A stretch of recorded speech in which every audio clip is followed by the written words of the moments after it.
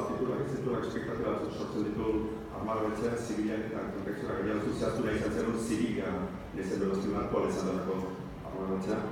Liburak bat nagusi dauzkan, xertuko izkibuzu bat izenburua luzko da, mugarri bat izan zelako, eta gero azpi izenburuan, titularrean, laguntzez, etaren irabakia izan zelako, azkenean, armagabetzen.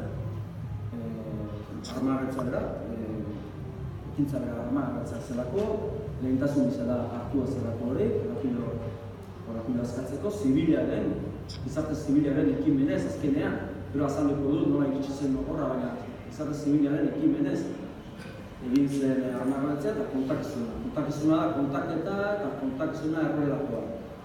Errelatoan dago, azken batean Euskal Gatazkaren opinio nagusitakoa. Gaur egun, presoen egin batean.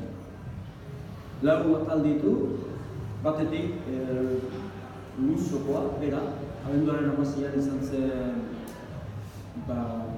etaren armategia indargabetzeko saioa, baina azkenean polizia operazioa izan zen.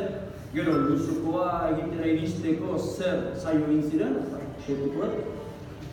Gero luzo Baiona, luzotik Baiona arteko ia lau hilabete kontaketa bat, edorko klabe nagusiak, eta azkenean luzo eta beste gogota batzuk.